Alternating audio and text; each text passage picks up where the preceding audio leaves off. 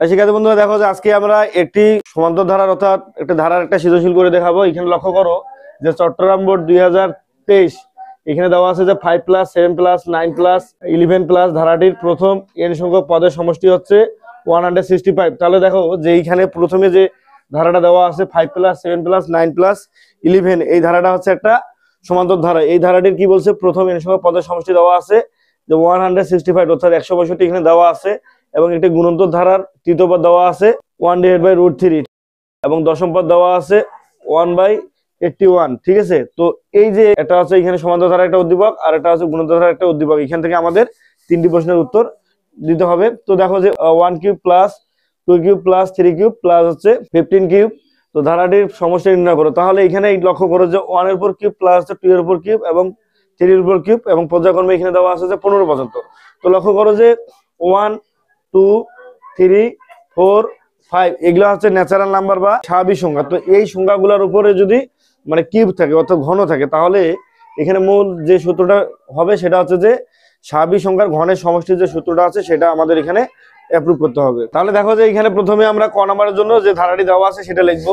তো লক্ষ্য করো যে এখানে ক নম্বরে যেটা দেওয়া আছে প্রদত্ত ধারা সেটা হচ্ছে যে 1³ প্লাস 2³ প্লাস 3³ প্লাস এখানে ডট ডট ডট প্লাস 15³ তাহলে এই যে ধারাটি যে আছে এই ধারাটি কিন্তু একটি হচ্ছে যে স্বাভাবিক সংখ্যার ঘনের সমষ্টির ধারা। ঠিক আছে, স্বাভাবিক সংখ্যার ঘনের সমষ্টির ধারা, কেননা 1 এর উপর কিউব 2 এর উপর কিউব তাহলে এগুলো স্বাভাবিক সংখ্যা, আর এর ঘন মানে কিউব বোঝাচ্ছে। তাহলে আমরা এখানে লিখতে পারি ধারাটি হলো স্বাভাবিক সংখ্যার ঘনের সমষ্টি। ঠিক আছে, এখন যে আমরা জানি স্বাভাবিক সংখ্যার ঘনের সমষ্টি n × n+1 / 2 তারপরে হচ্ছে এইখানে অল স্কয়ার। ঠিক আছে, তো লক্ষ্য করো সবাই যে এইখানে যে আমরা জানি স্বাভাবিক সংখ্যার ঘনের সমষ্টি হচ্ছে n × n+1 / 2 এই পুরোটার উপরে স্কয়ার। ঠিক আছে, কিন্তু স্কয়ারটা যদি দেওয়া না হয় তাহলে এটা হবে প্রথম স্বাভাবিক সংখ্যার সমষ্টি, অর্থাৎ 1 2 3 4 5 যদি 15 পর্যন্ত যোগ করতে বলে তখন n × n+1 / 2 আর স্কয়ারটা হবে না। আর যখন ঘনের সমষ্টি বলবে, যখন এই স্বাভাবিক সংখ্যার ঘনের সমষ্টি বলবে তখন এই সূত্রটা হবে। ঠিক আছে,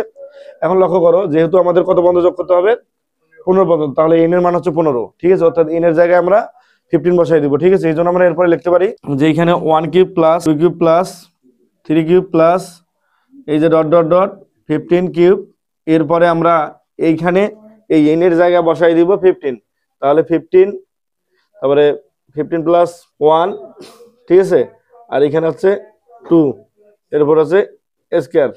এই যে এখানে দেখো যে 15 আছে, 15 আছে না, 15 এর উপর যদি আলাদা করে স্কয়ার হয় তাহলে লাইনটা হবে এরকম যে 15 এর উপর স্কয়ার হলে হবে 225। এখানে দেওয়া আছে 15 প্লাস 1 তাহলে হচ্ছে 16, এর উপর হইলো স্কয়ার আর নিচে 2 এর উপর স্কয়ার হবে তাহলে হচ্ছে 4। তাহলে এই লাইনটা যদি আরেকটু লক্ষ্য করি আমরা এখানে যে 225 আর এখানে 16 এর উপর স্কয়ার মানে হচ্ছে তোমার দুইটা 16 অর্থাৎ 16 গুণন হচ্ছে এখানে হচ্ছে তোমার 16, এরপরে নিচে হচ্ছে কত, নিচে হচ্ছে 4। এই 4 দিয়ে যদি আমরা এটাকে ভাগ দেই তাহলে হবে 4। ঠিক আছে, তারপর এইটা এইটা এই যদি তিনটে সংখ্যা আমরা গুণ করি তাহলে হবে 14400, এখানে হবে 14400। ঠিক আছে, তো এটা হচ্ছে মূলত অ্যান্সার। আমি আবারও বলি যে কি বলছে যে একটি ধারা দেওয়া আছে 1³ plus 2³ plus 3³ plus dot dot dot 15³। এখন ধারাটি হলো স্বাভাবিক সংখ্যার ঘনের সমষ্টি, স্বাভাবিক সংখ্যার ঘনের সমষ্টি বা ধারাটি হলো প্রথম স্বাভাবিক সংখ্যার ঘনের সমষ্টি বা প্রথম n সংখ্যক স্বাভাবিক সংখ্যার ঘনের সমষ্টি, এরকম বলা যাইতে পারে। তারপর লিখবো যে আমরা জানি স্বাভাবিক সংখ্যার ঘনের সমষ্টি সূত্র n × n+1 / 2 এর উপরে পুরোটার উপরে স্কয়ার।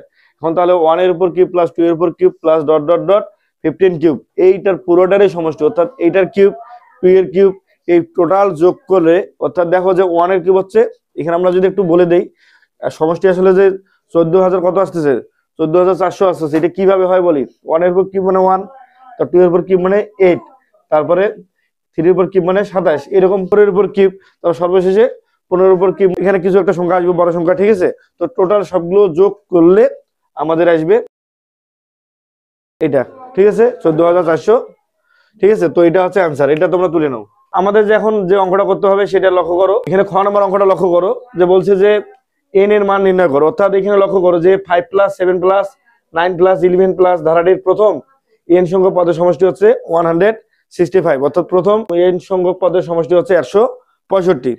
তাহলে এখান থেকে আমাদের n এর মান নির্ণয় করতে হবে। ঠিক আছে, তাহলে যেহেতু আমরা ক নম্বর করছি তাহলে ক নম্বরটা মিশিয়ে দিলাম, আর পাশাপাশি খ নম্বরে বলছে যে এন এর মান নির্ণয় করে এবং গ নাম্বার বলছে গুণিত ধারাটি নির্ণয় করো। তো আমাদের জায়গা স্বল্পতার কারণে আমি এটা মিশাই দিলাম। এখন লক্ষ্য করো যে প্রথমে যে সমান্তর ধারাটি আছে সেটা দেওয়া আছে, সেটা লক্ষ্য করি। ঠিক আছে, যেটা আমাদের আগে লিখতে হবে যে দেওয়া আছে ধারাটি 5 প্লাস 7 প্লাস 9 প্লাস 11 প্লাস হচ্ছে ধারাটির প্রথম পদ। তো ওগুলা লিখলাম না, এই যে দেওয়া আছে 5 প্লাস 7 প্লাস 9 প্লাস 11, তাহলে এইটা একটা সমান্তর ধারা। কিভাবে বুঝলেন?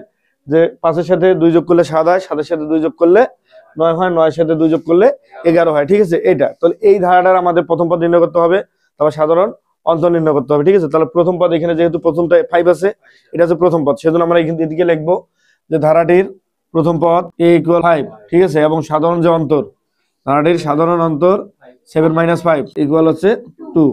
যে ধারাটার প্রথম পদ আমরা পেয়ে গেছি 5 এবং ধারাটির সাধারণ অন্তর পেয়ে গেছি কত? 2।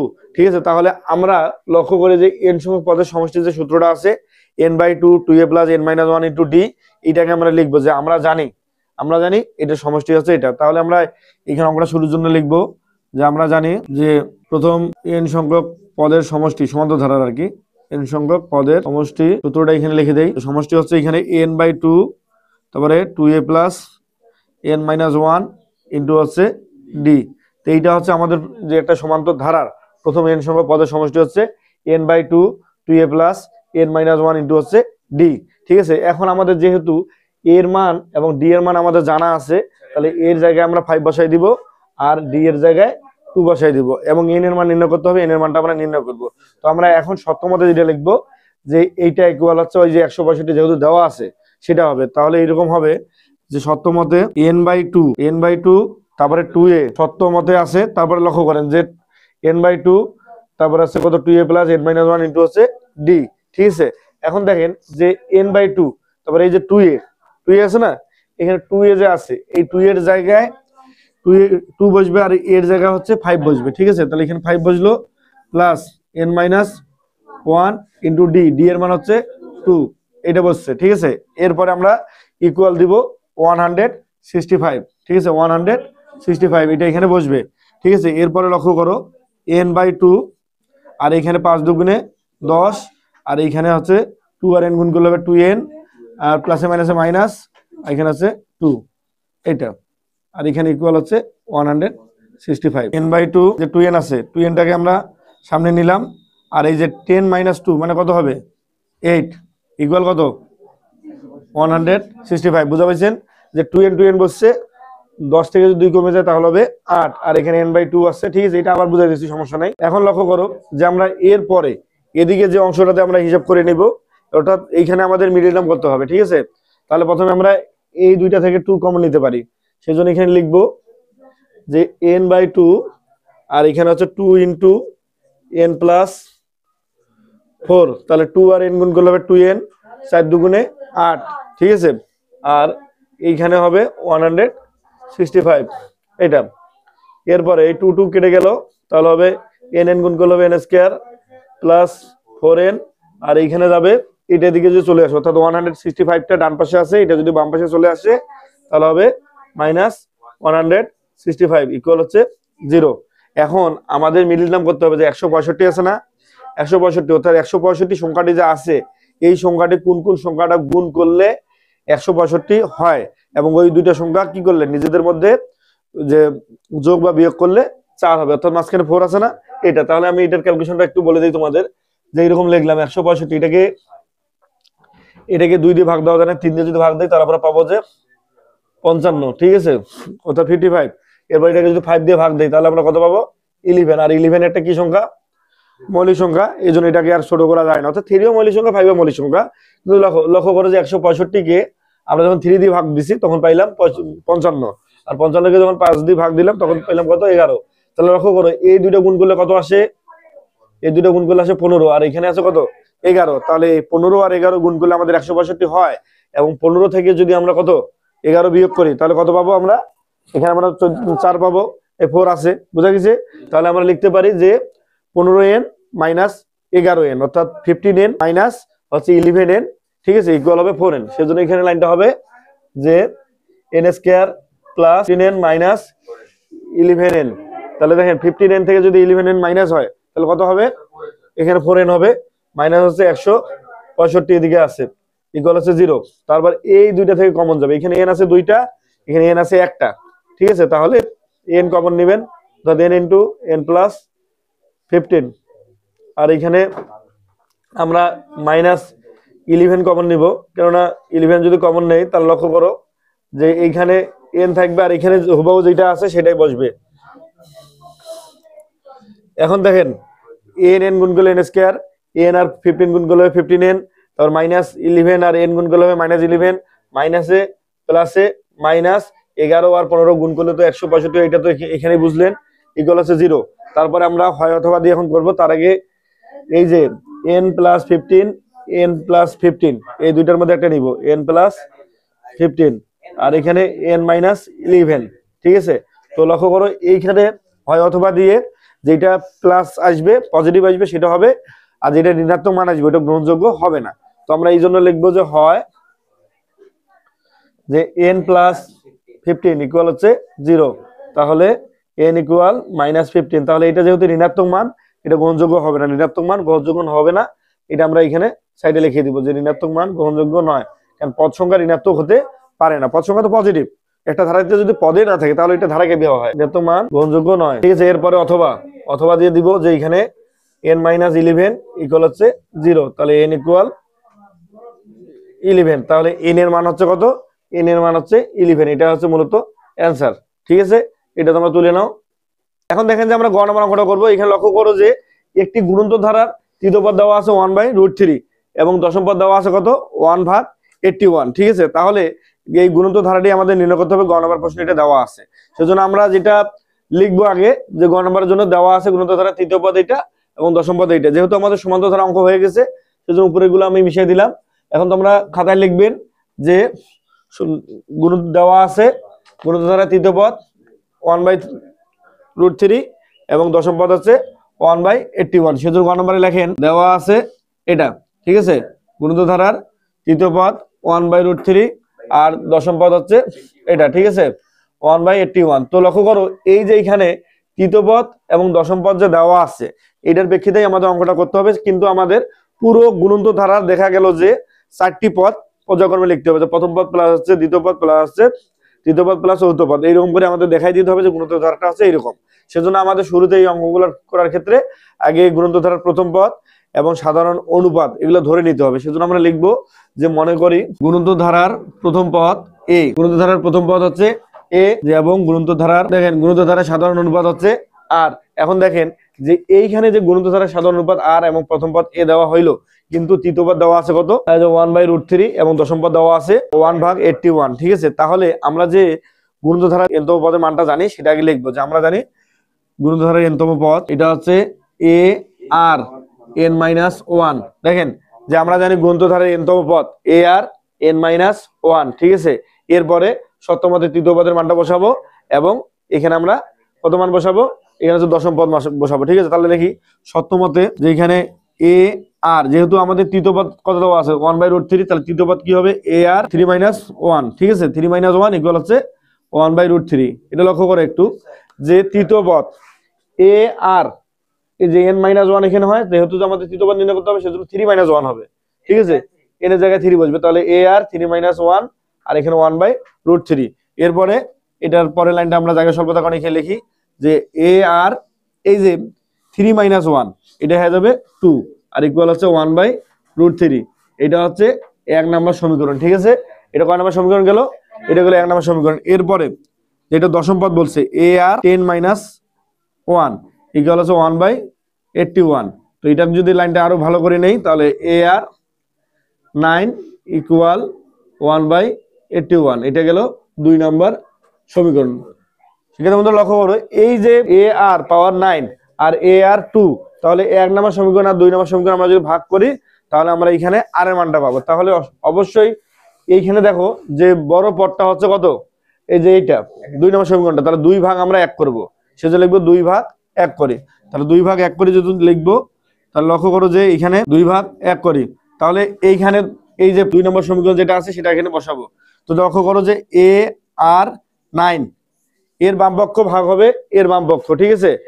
তাহলে দেখো a r স্কয়ার ইকুয়াল হচ্ছে কত 1/81 আর এখানে হচ্ছে 1/√3 এটা আছে, ঠিক আছে। এখন দেখেন যে এইখানে এ এ কাটা যাবে, ঠিক আছে, এ এ কাটা যাবে। আর পরবর্তী লাইনটা আমি জায়গা স্বল্পতার কারণে এদিকে লিখে দিচ্ছি যে এ এ যদি কাটা যায় তাহলে উপরে থাকে r⁻9 আর নিচে থাকে কত r²।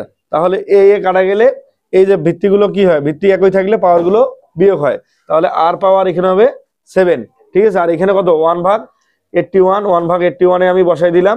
এরপর লক্ষ্য করো যে এইখানে এই যেটা আছে 1/√3, এটা যদি উল্টে যায় √3 যাবে উপরে আর 1 যাবে নিচে। তাহলে লক্ষ্য করো এই যে এইখানে আর উপর পাওয়ার আছে 7, কিন্তু এটা কোনো কিছুর উপর পাওয়ার 7 নাই।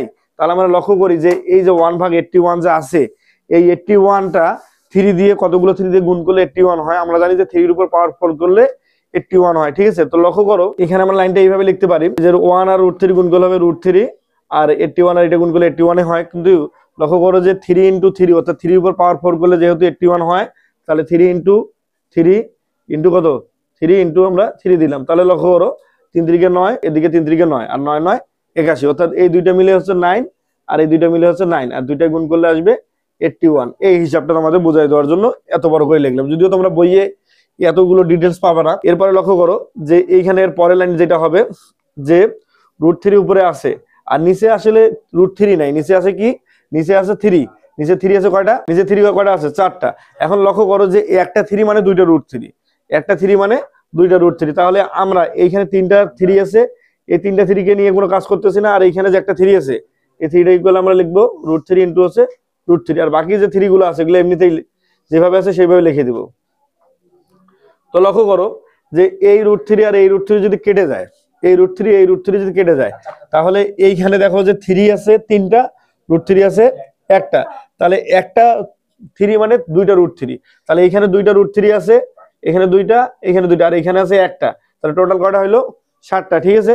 তাহলে এর পরবর্তী লাইন যেটা হওয়ার কথা যে r⁻7 ইকুয়াল একবার এটা আসলো আর এখানে তারপর টোটালি আসলো এটা। এরপরে আমরা লিখতে পারি যে r⁻7, তো নিচে √3 হচ্ছে কয়টা, টোটাল থাকতেছে 7টা, তাহলে 1/√3 এরপর পাওয়ার আমরা যদি 7 দেই তাহলে আমাদের r এর মানটা পাওয়া হয়ে গেল। কেননা দেখেন উপরে কিন্তু 1 কাটাকাটি গেলে 1 বসতেছে আর নিচে √3 এখানে একটা আর এখানে দুইটা, এখানে দুইটা, এখানে দুইটা √3, তাহলে টোটাল হলো 7টা। তাহলে 1/√3, √3 উপর পাওয়ার 7 না দিয়ে আমরা পুরোটার উপর পাওয়ার 7 দিলাম। তাহলে দেখেন এইখানে ভিত্তি কি আলাদা আছে কিন্তু পাওয়ারে কি একই, এখানে পাওয়ার 7 এখানে পাওয়ার 7, তো দুইটা যদি পাওয়ার একই হইলে কি হবে, ভিত্তিও সমান হবে, অর্থাৎ 7 7 বাদ গেলে এখানে হবে r ইকুয়াল হচ্ছে 1/√3। তো আগে তোমরা জায়গা স্বল্পতার কারণে এটাকে লিখে নাও, এটা মুছাই দেওয়ার পরে আমি r এর মানটা এই 1 নম্বর সমীকরণ বা 2 নম্বর সমীকরণের মধ্যে যদি বসাই দেই, আমি এখানে প্রথম পদ এর মানটা পেয়ে যাবো, আর এর মান পেয়ে গেলেই আমরা গুণিত ধারাটা নির্ণয় করতে পারবো। তো তোমরা এখানে r এর মানটা আগে তুলে নাও। আচ্ছা, আবার দেখো যে দেওয়া আছে গুণিত ধারার প্রথম তৃতীয় পদ হচ্ছে 1/√3 এবং দশম পদ দেওয়া আছে 1/81। তাহলে মনে করি গুণিত ধারার প্রথম পদ কত নিলাম a এবং কত গুণিত ধারার সাধারণ পদ হচ্ছে r। এখন দেখেন আমরা জানি গুণিত ধারার n তম পদের সূত্র আছে ar পাওয়ার n-1। এরপরে যে শর্তমতে যেহেতু তৃতীয় পদ দেওয়া আছে, তৃতীয় পদ কত দেওয়া আছে 1/√3, তাহলে কত হবে ar 3-1, ঠিক আছে, মানে n এর জায়গায় 3 বসবে, তাহলে 1/√3 আর তারপরে কত হবে ar 2 ইকুয়াল 1/√3, এটা হচ্ছে 1 নম্বর সমীকরণ, ঠিক আছে। এরপরে ar 10-1 অর্থাৎ দশম পদ 10-1 ইকুয়াল হচ্ছে 1/81, তাহলে ar 9 ইকুয়াল 1/81, এটা কয় নম্বর সমীকরণ, 2 নম্বর সমীকরণ। তাহলে আমরা দুই ভাগ যদি এক করি তাহলে দেখেন ar 9 ডিভাইড বাই কত ar 2, অর্থাৎ এখানকার বাম পক্ষ ভাগ দিলাম, a কাটা গেল, এই আর এখানকার আর একই না, ভিত্তি একই, সেটা পাওয়ার গুলো কি হবে বিয়োগ, 9 থেকে 2 বিয়োগ হলে কত হবে 7। তারপর এখানে দেখুন 1/81 আছে, ঠিক আছে, আর এখানে কত 1/√3, এটা ভাগটা যদি গুণ হয়ে যায় উল্টে যাবে, √3 ভাগ 1 হবে 1 1 কাটা গেল, √3 উপর বসিল আর 81টা এখানে আছে। 81 মানে কি সাইডটা কি 3, সাইডটা 3 গুণ করলে 81, আর দেখেন এই যে একটা 3 মানে হচ্ছে দুইটা √3, তাহলে এইটা √3 যদি কাটা দেন তাহলে এখানে একটা √3 থাকে আর তিনটা কি থাকে, তিনটা 3 থাকে, তিনটা 3 মানে কয়টা √3, 6টা, 6টা আর একটা 7টা, সেজন্য 1/√3 এর উপরে পাওয়ার দিলাম 7 7 একই মিলে গেছে, তাহলে r ইকুয়াল কত 1/√3। এখন আমরা এই যে r এর মানটা বসাই দিব 1 নম্বর সমীকরণে, তাহলে আমাদের এখানে প্রথম পদ বের হয়ে আসবে। আচ্ছা দেখো যে r এর মানটা হচ্ছে 1/√3, তাহলে লিখবো যে r এর মান 1 নম্বর সমীকরণে বসিয়ে পাই a r কত 1/√3 √3 এর উপরে স্কয়ার হবে। আর এখানে কত আছে, এখানে আছে 1/√3। তো লক্ষ্য করো যে এখানে কত দেওয়া আছে যে a, আর এখানে 1 এর উপর স্কয়ার করলে হচ্ছে 1, আর √3 এর উপর স্কয়ার করলে 3 হয়, ঠিক আছে। আর এখানে হচ্ছে 1/3।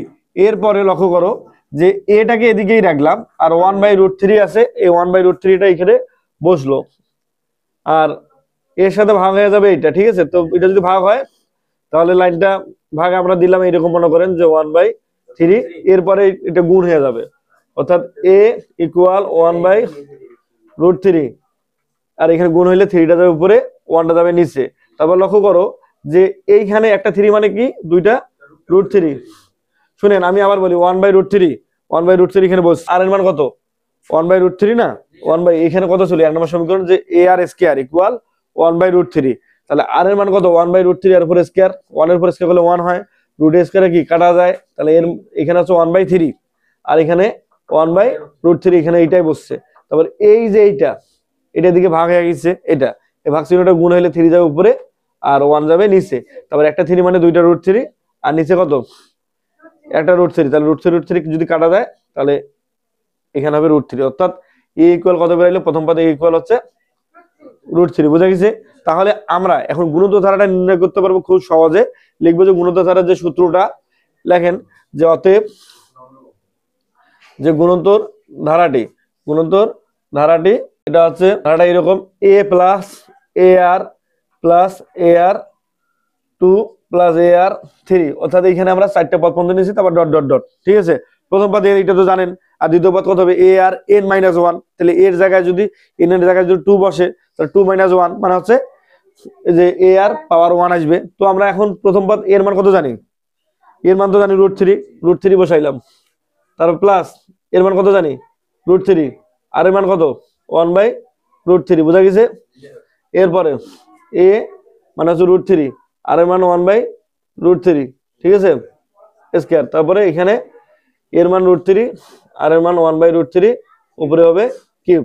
তো লক্ষ্য করো খুব সহজ, প্রথমে যেটা আছে সেটাই বসবে, আর এখানে √3 কাটা গেল উপরে নিচে, তাহলে হবে 1 প্লাস এইখানে √3 আছে, এখানে একটা √3, আর এখানে √3 উপর স্কয়ার, বুঝা গেছে। তাহলে √3 নিচে কয়টা, দুইটা বোঝাচ্ছে, তাহলে এই দুইটাকে যদি একটা দিক কাটা দেন তাহলে হবে 1/√3, তাহলে নিচে একটা মাত্র √3 থাকবে। আমি আবারও বলি, লক্ষ্য করো যে 1 এর উপর স্কয়ার করলে 1ই হয়, আর √3 এর উপর স্কয়ার মানে √3 কয়টা, এখানে দুইটা, তো দুইটা আছে, আর উপরে কয়টা আছে একটা, তো এই একটা দিয়ে যদি দুইটা কাটা দেন তাহলে হবে এইটা।